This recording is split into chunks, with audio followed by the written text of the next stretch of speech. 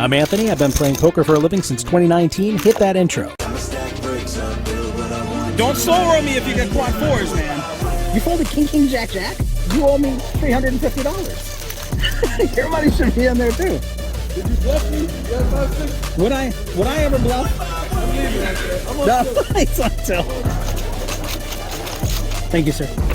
I would not lie to you, sir. I told you I had a full house. Doing the Lord's work. Thank you. Thank you very much. Appreciate it. This is the Lodge's quarterly $250 buy-in PLO tournament with a guaranteed prize pool of $10,000. It would see 69 total entries and generate a prize pool of over $14,000. In this hand, the blinds are 100, 200. In the small blind, I look down at 10, 10, 6, 6, suited in clubs. It's still early in the tournament, and our table is only 5-handed. 3 players limp, I call, and the big blind checks, so we're going 5 ways to a flop of Ace 6-3 Rainbow. Given there was no pre-flop raise, we don't expect to run into top set very often here, so I should have the best hand. But I don't want to check and let someone make a straight or pick up additional equity with a flush draw on the turn, so I bet the full pot of 1,000. We get 3 callers, so we're going 4 ways to a turn, which is the 2 of clubs. The most obvious draw gets there, as someone with 4-5 now has a straight. I check, and the big blind bets half pot of 2,500. The other 2 players fold, and I make the call, so we're going heads up to a river. Watch me whip, watch me nay-nay, bitches. The river is a beautiful board pairing 2 of diamonds. I opt to make a 1/3 pot size bet, but I think I should be betting closer to between half to full pot here.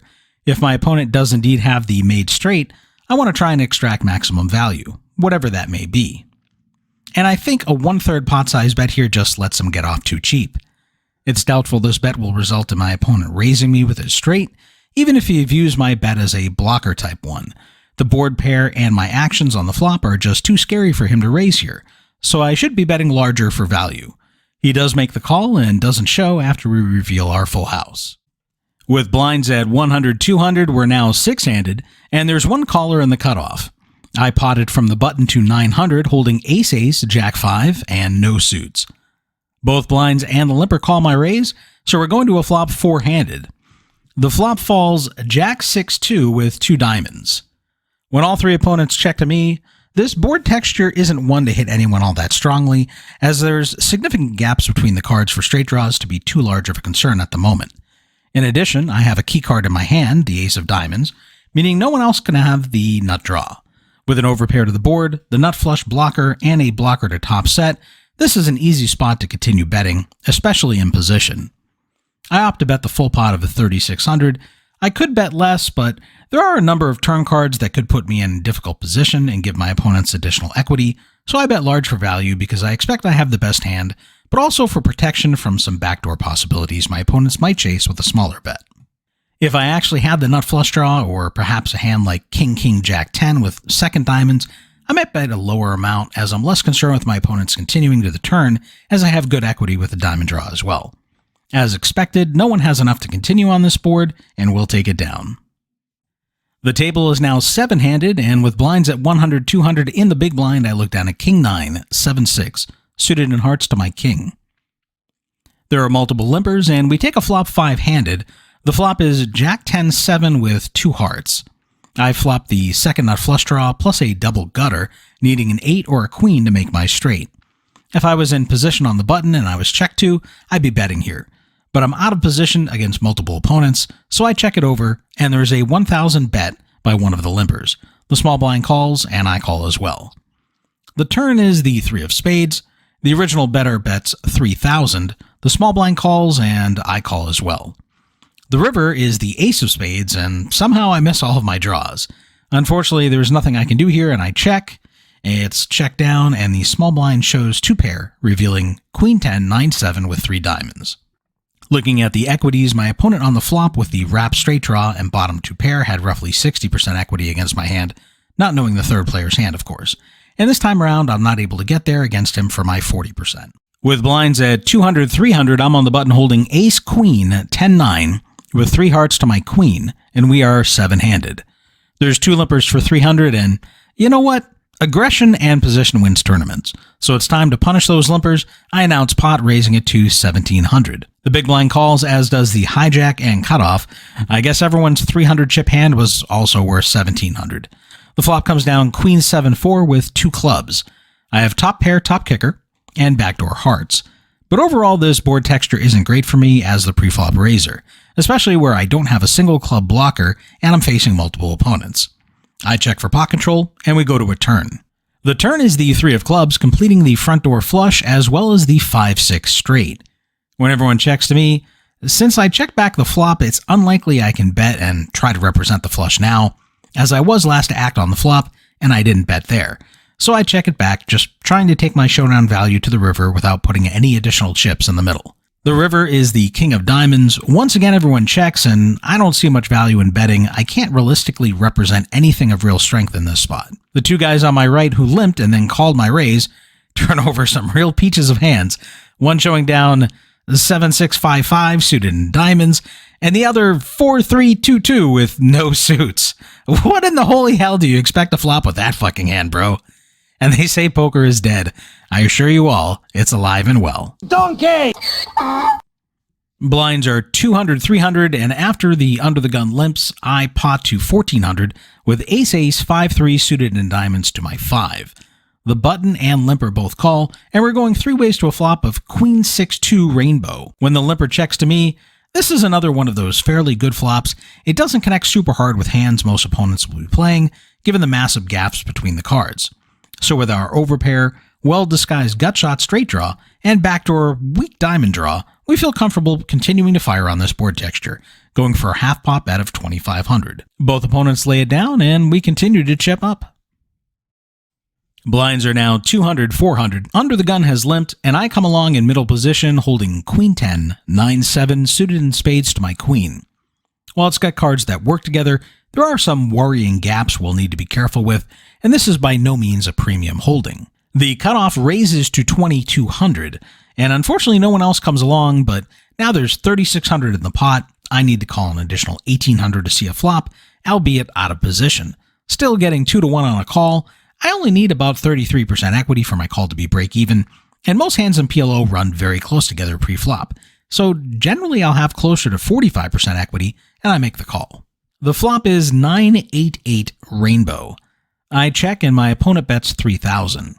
I flop top pair, an open-ended straight draw, and a flush draw as well. Nothing overly nutted, but facing one opponent, this board shouldn't hit his raising range too hard, so I make the call. The turn is the 4 of spades completing our flush, and once again our opponent continues stepping on the gas betting 7000. Now I go into the tank for a bit. I have 24,800 remaining, and if I just call, the pot will be over 25,000 and I'll have around 18,000 remaining in my stack. I decide instead to go with it, and I get my stack in. I don't expect he's got a full house here. He could have a better flush than me, but even then, he's got to be worried that I could have a full house here, as this board texture favors the preflop caller rather than the raiser. He thinks for a bit and announces all in, and I figure that's bad news. I expect to be shown a better flush.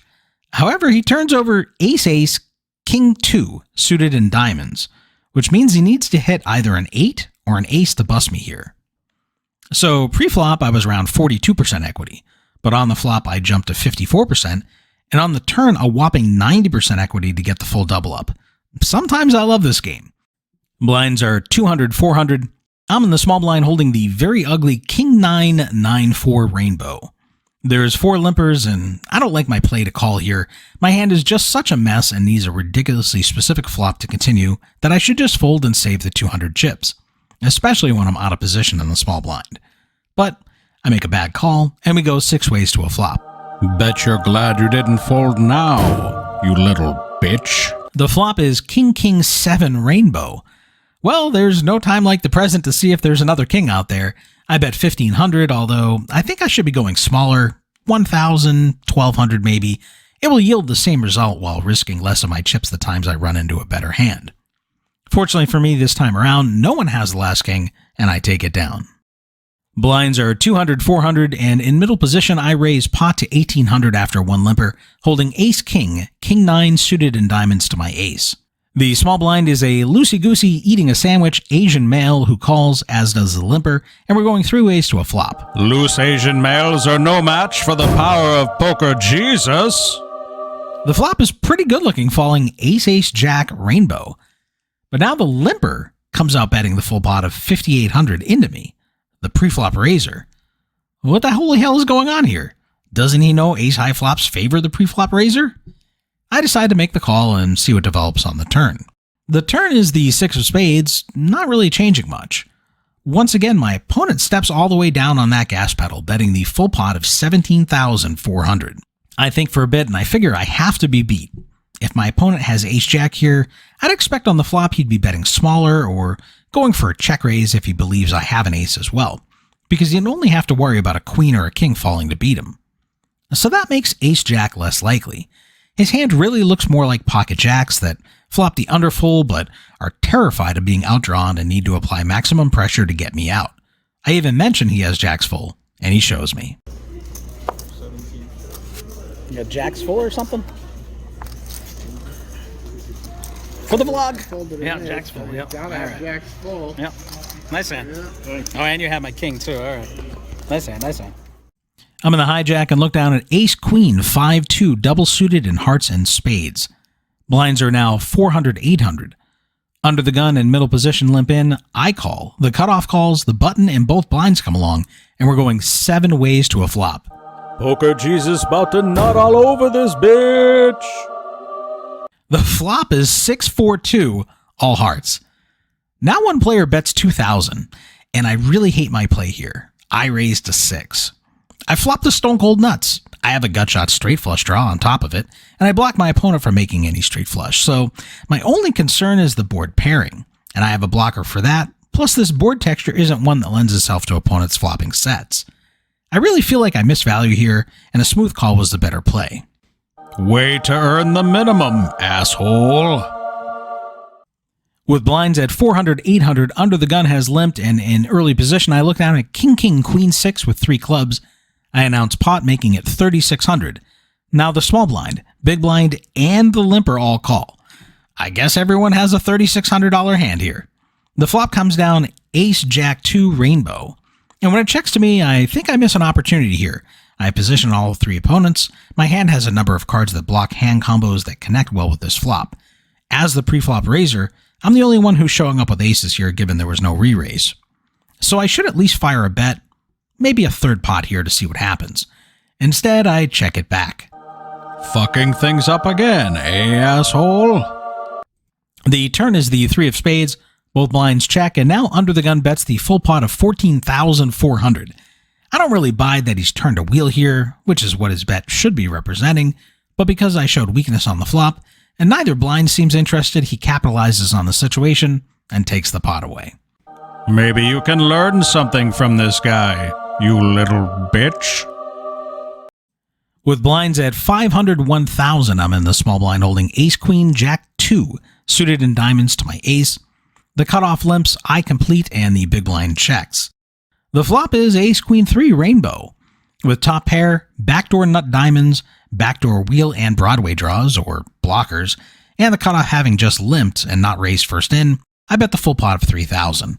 I could probably bet 1,500 just as effectively here for the rare times I run into bottom set, but it is what it is, and I take it down. Show a deuce. It's good for the game. What's the rest of it? That's the best one. Blinds are still 500, 1,000, and on the button I look down at jack-10-9-2, double suited in hearts and clubs.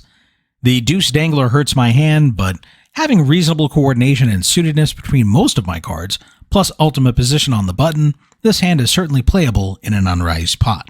We go 7 ways to a flop of ace-queen-5 with 2 hearts.